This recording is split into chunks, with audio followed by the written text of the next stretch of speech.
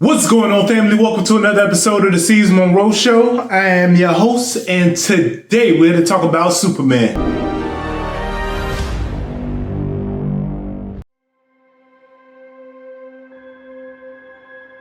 Superman.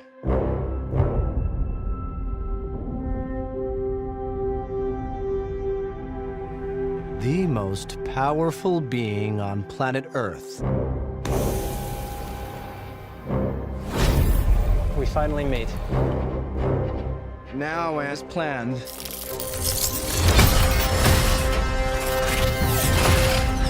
So going into this film, I'm going to be the guy that tells you if you listened or looked at any of my videos in the past year, as far as this Superman film being released or this film coming out, I had nothing good to say about it, like at all. And I'm going to say all that to bring this back around full circle. I'm going to go into the movie because I don't want to ruin it going into my thoughts on it, okay?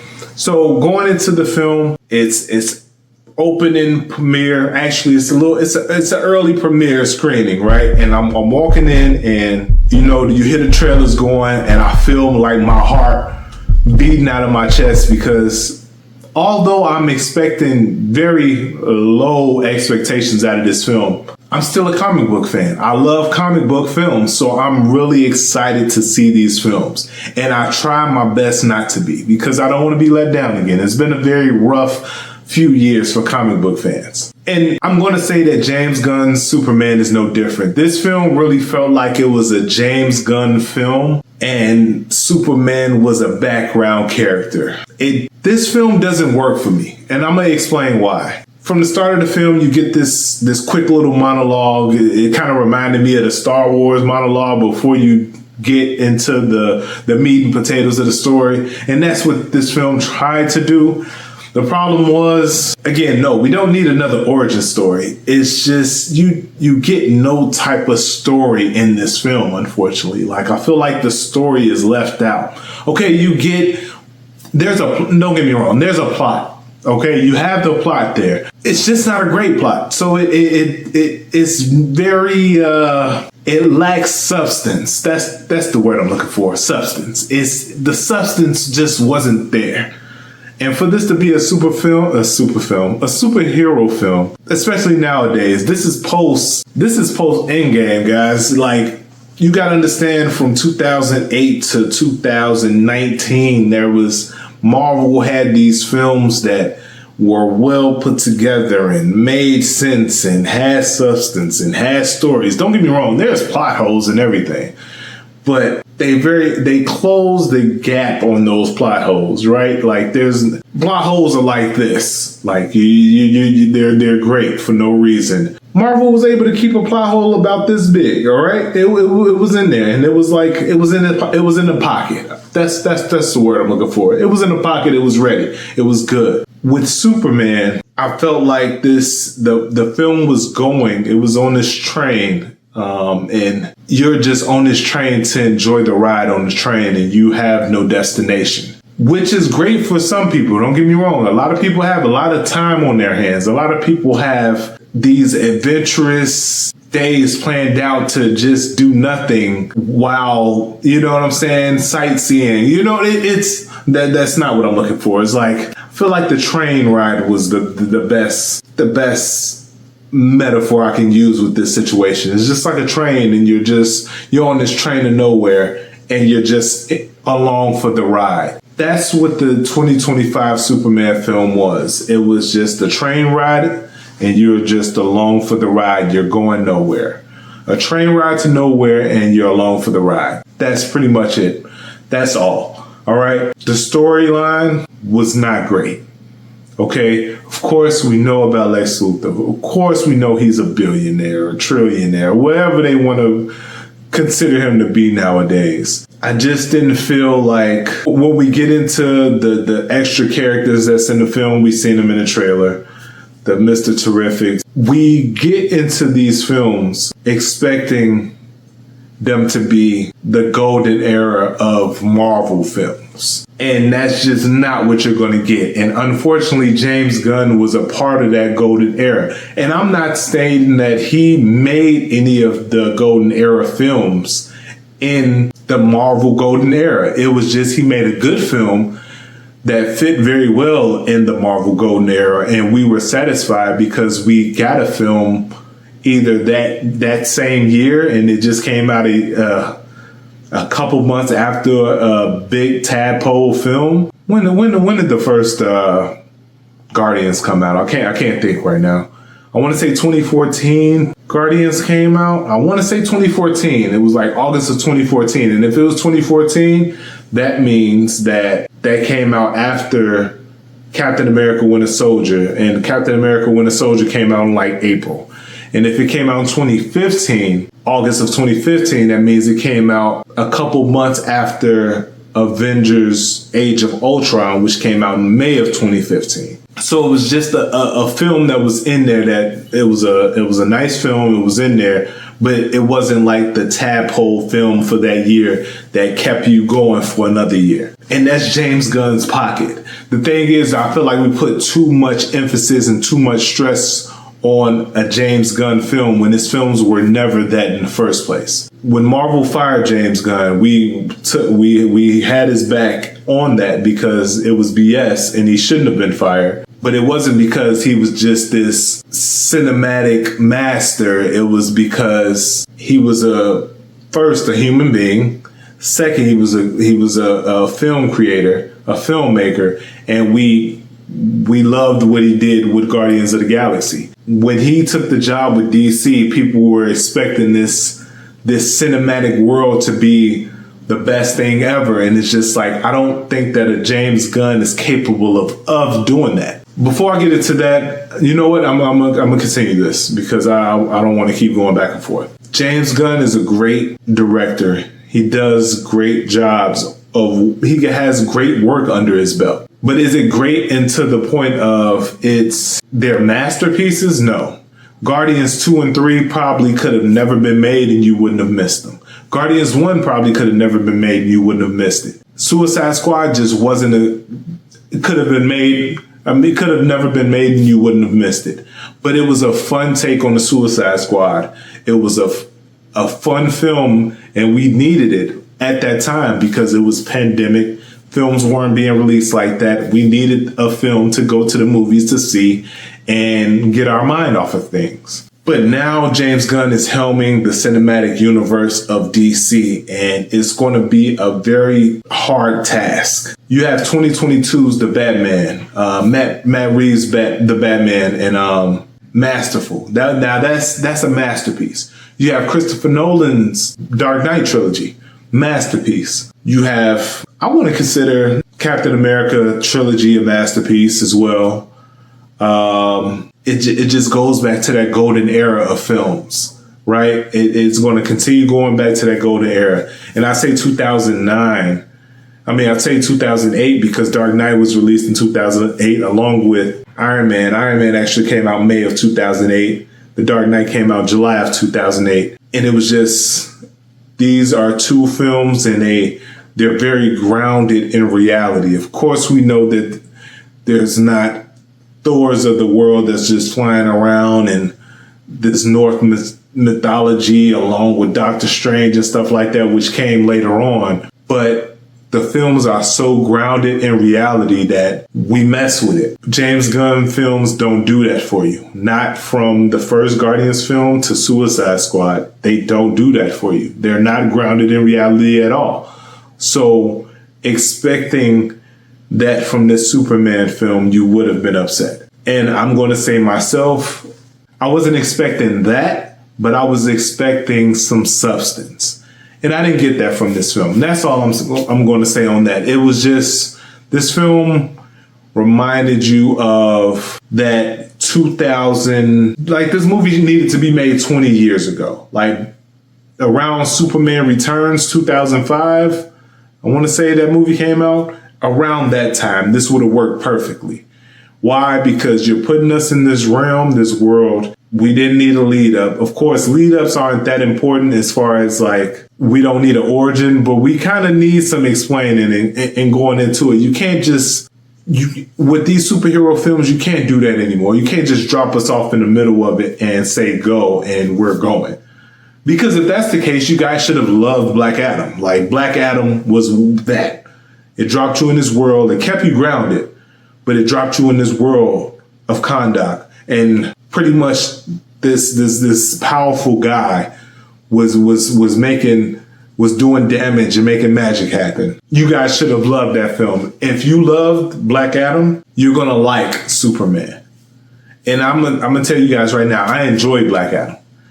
I can't say that I enjoyed Superman as much as Black Adam. All in all, I'm gonna give this film a 4 out of 10 because I feel like the film wasn't completely just garbage, trash. But for a Superman film that cost $225 million to make, I'm going to say that this film is trash. That's the difference. It's like, what is trash to you? Yes, if this film cost $100 million, we will be having a different conversation right now. But the fact that this film cost $225 million and probably more, that means it's going to lead it the minimum $900 million to make their money back. Think about that. And that's if they stopped at 225, 250 on the marketing budget. Those are the things I think about. So what did we get out of Superman? We got everything that the trailer showed you. You got Superman, of course, Crypto. You got Mr. Fantastic. You got the Green Lantern. You got Hawk Girl, right? But you have nothing as far as like it was candy. It was junk food. And there's nothing wrong with junk food as long as you have some substance before you eat the junk food, right? But this is that Saturday morning, I'm going to eat me some Skittles, some Snickers for breakfast. Like, you shouldn't do that. And you're not going to have a great day if you start your day off like this. That's what this was. That's what Superman was. It was literally a 5-minute scene. Again, I feel like this was shown in the trailer where Lois Lane is interviewing Superman. It's a 5-minute scene, and I was like, this scene has gone on 4 minutes too long. Because they're trying to create storytelling where there was no storytelling in the first place. You can kind of tell that this scene was added as far as they didn't go into this stating like, we're going to do this like this. It was literally one of those things where it's like, we got to create a rift. Where do we create a rift with Lois Lane and Clark Kent? This is where we do it. And there's a thing that Lex Luthor makes a joke about as far as Clark Kent glasses that I really liked. And I was like, I don't know if it was a joke. Maybe it was, see, that's what I'm talking about. Because it's a James Gunn tone thing. I really don't think that was a joke. When you watch the movie, you'll know what I'm talking about. They're literally talking about Clark Kent's glasses. And I don't think it was a joke, but this is how it's going to tell you why you can't see Clark Kent in Superman, pretty much. And it was a bad situation. It was a bad situation. Just all around terrible as far as the storyline and the plot. The action was definitely there. I feel like if you taking the kids to see this film, they're going to enjoy it. You're not going to want to add this to your collection at home unless it comes with some cool steelbook stuff. This is not one to add to the collection. What else were we missing in this film? I feel like just the explanation of who Mr. Terrific is, who the Green Lantern is, who Hawk Girl is. We have a cameo at the end. I don't want to ruin it for you guys, but there's supposed to be another film that's related to that that's supposed to come out next year. So do with that information what you will. If you start typing stuff up at this point, just know I didn't spoil it for you. But yeah, man, like all in all, I just felt like this film, if it was released 20 years ago, we wouldn't be upset. I wouldn't be as upset. But you got to also remember that 20 years ago, Batman Begins came out. And I don't think that it was revered as great as a comic book film at the time as it is now. But definitely you started to see the shift because I believe you got the second Fantastic Four film. It was a year after Spider-Man 2, which I thought was trash. It was in that realm. But like that 2008, that's when a different world, like from 2007 before, this movie belongs in that realm. 2007 and before. After that 2008 Iron Man film, the world changed. It's like BI AI, like before Iron Man, after Iron Man. Like that's where we are now, right? That's the reality of it. And James Gunn is creating this DC universe. I don't see it working, unfortunately. This is why we're having problems. This is why Matt Reeves is just now typing up a script for the Batman 2, because they were literally going to scrap the Batman after the mega success it had. Because honestly, I'm going to say mega success because you got to remember this came out in 2022, early 2022, like April, March. So you're still in that pandemic time. Like we just got back to the movies, 2021 movies being released, so on and so forth on a regular. 2022 is when it was like, all right, we going, we rocking and rolling at this point. And it was all because of the Batman. That was like the first film that was successful, like actual blockbuster successful, not the Scream, because I believe Scream came out that year as well. But I feel like this was the film that was blockbuster successful and took us to that next plateau for film post-pandemic. So they were talking about getting rid of Matt Reeves, the Batman. On top of that, because James Gunn is creating this universe and Superman is going to be at the helm of this universe, and that's just not what's going to happen.